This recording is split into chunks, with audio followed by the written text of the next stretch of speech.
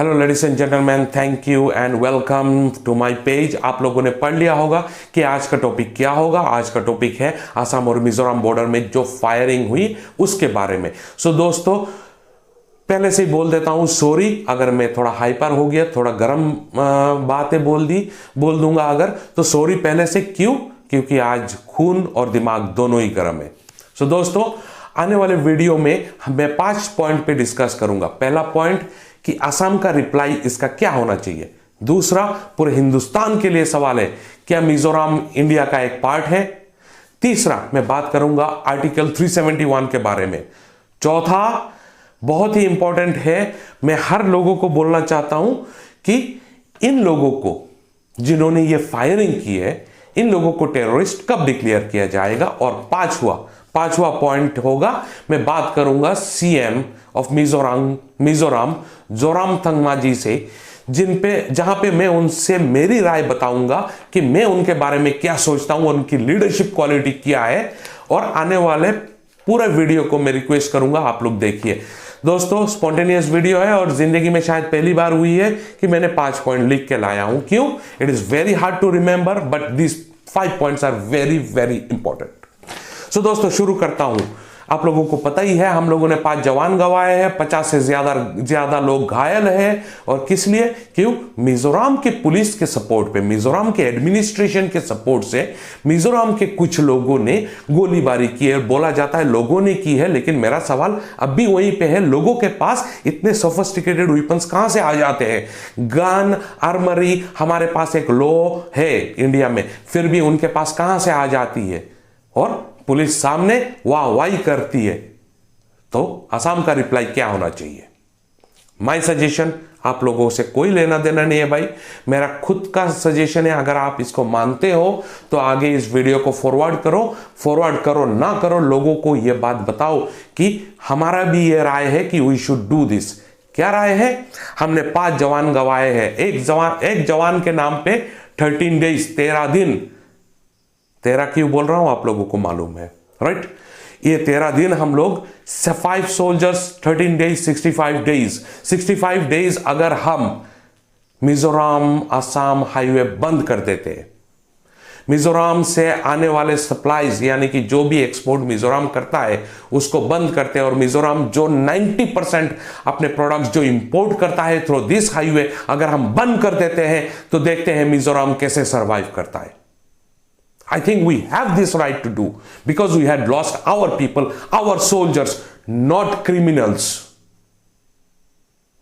दोस्तों, आगे बात को सुनना और समझना। दूसरा सवाल होता है मेरा पूरे इंडिया से, क्या मिजोरम इंडिया का एक हिस्सा है? लोग सोचेंगे ये क्या बात कर रहा है, कैसी बातें कर रहा है। It is a part of India. If it is a part of India, then it should be abide by the law of India. How could the administration support this kind of firing? Ladies and gentlemen, aggressive हो जाता हूं बातों में, दिमाग out हो जाता है, sorry.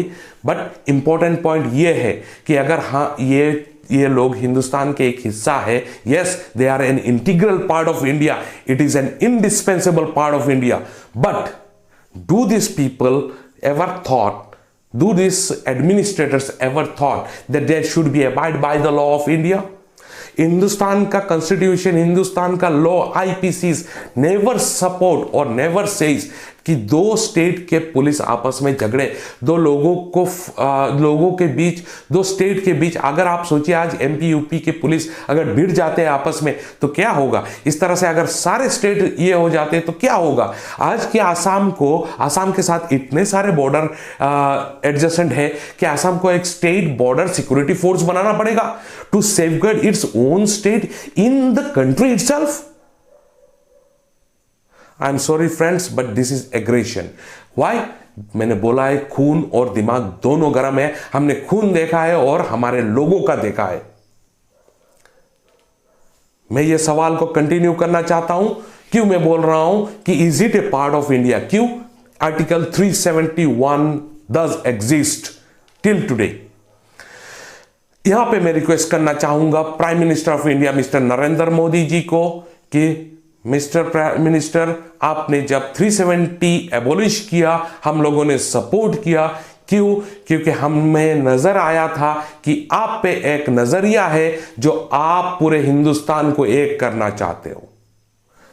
आप मानते हैं कि यह आपका सोच और नजरिया आज भी है। अगर यह आज भी है तो लेडीज एंड जेंटलमैन, मैं पूरे लोगों के होके मैं मिस्टर प्राइम मिनिस्टर को एक रिक्वेस्ट करना चाहता हूं कि आर्टिकल 371 भी एबोलिश कीजिए। 371A, 371B and any kind of articles that has a restriction, उसको एबोलिश कीजिए। दोस्तों, क्यों मैं ये बात कर रहा हूं आर्टिकल 371 के बारे में? आप लोगों को पता होगा कि नहीं, लेकिन ये एक स्टेट को डिवाइड कर देता है कंट्री से। किस तरह से? अगर आप आज मिजोरम में, अगर कोई भी इंडियन हो, उसके पास पासपोर्ट हो, आधार हो, वोटर आईडी हो, कुछ भी हो, लेकिन वो तो इंडियन है ना। Mizoram is also a part of India, right? Nagaland is a part of India, right? तो अगर इन लोग पार्ट ऑफ इंडिया है तो उस देश में मैं एक हिंदुस्तान का नागरिक होके मुझे जाने में क्या प्रॉब्लम है? मुझे क्यों एक परमिशन लेना पड़ता है? क्यों एक इंटरनल सा वीजा टाइप होता है? इनर लाइन परमिट बंद करना चाहिए पूरे हिंदुस्तान में। जिस तरह से प्राइम मिनिस्टर नरेंद्र मोदी जी ने 370 आर्टिकल्स को एबोलिश करके आज पूरा हिंदुस्तान का कोई भी इंडियन सिटीजन, कोई भी नागरिक जाके वहां पे जमीन खरीद सकता है, अपनी प्रॉपर्टी, अपनी बिजनेस, हर कुछ कर सकता है। तो why not 371? Why we are keeping them away from the rest of India?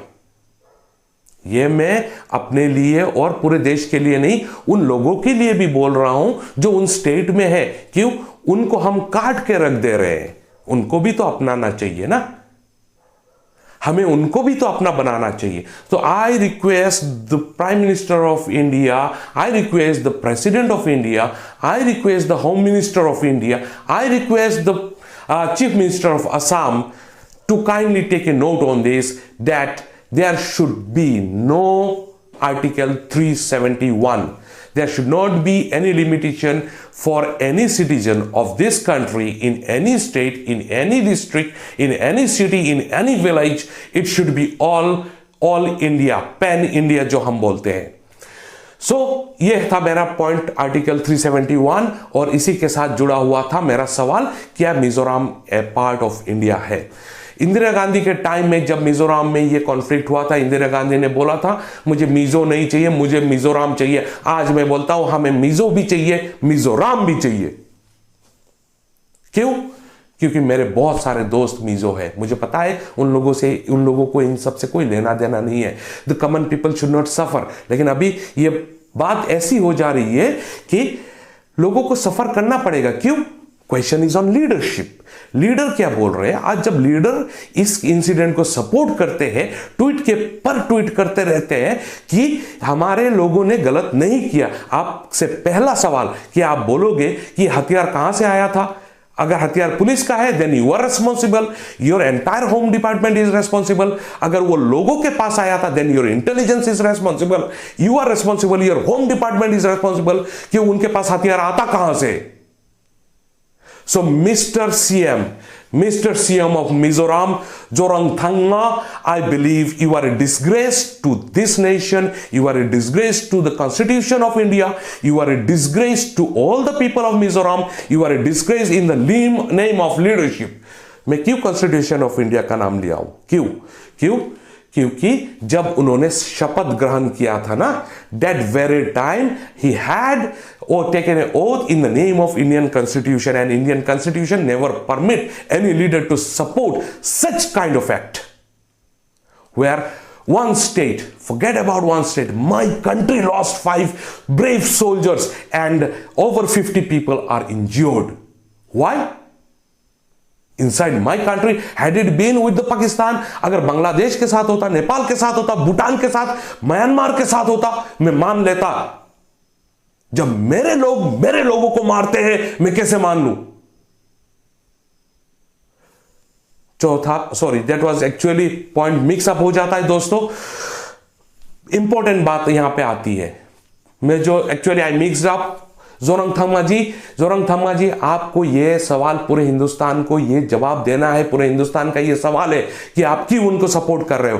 What is your base? Is it your mind, your political thinking, or you want to be a leader of the mass and come up and say that yes, we did wrong, we do apologize to the people of Assam, we do apologize to the people of India, we do apologize to the Assam police that we had intentionally killed people of your state, of my country, of my police forces. आपको ये apology देना है. I do demand this. At the same time, if you have any integrity left, you should resign immediately along with your home minister. Dear Mr. CM, I hope you understood what kind of act you are doing, what kind of support you are giving to these people. Abhi, actually this will be my fifth, actually fourth become the fifth, fifth become the fourth, whatever it is, but the concern is still the same. My people, my state, my police force. And you go for a bloodshed. Now, big question to entire India. अगर ये चीज होता आज झारखंड में कहीं पे भी, बिहार, वहां पे हम लोग माओवादी का नाम देके आतंकवादी डिक्लेयर करते थे, कश्मीर में होता है तो जिहादी आतंकवादी, ठीक है, लेकिन आज इन मिजो लोगों ने, जिन लोगों ने ये फायरिंग की है, इन लोगों को हम कब टेररिस्ट का नाम देंगे? When they will be declared as terrorists? After how many lives they should take so that we can declare them as terrorists? Ladies and gentlemen, बात को समझिए. क्या ये टेररिस्ट नहीं है जिन्होंने पुलिस पे, जो वहां पे गई थी, डिस्ट्रिक्ट एडमिनिस्ट्रेशन था, पुलिस एडमिनिस्ट्रेशन थी, पुलिस फोर्सेस थे, उन पे इन्होंने गोली चलाया और and they are yet to be called as terrorist? हम लोग अभी वो चीज पे सोच ही नहीं रहे.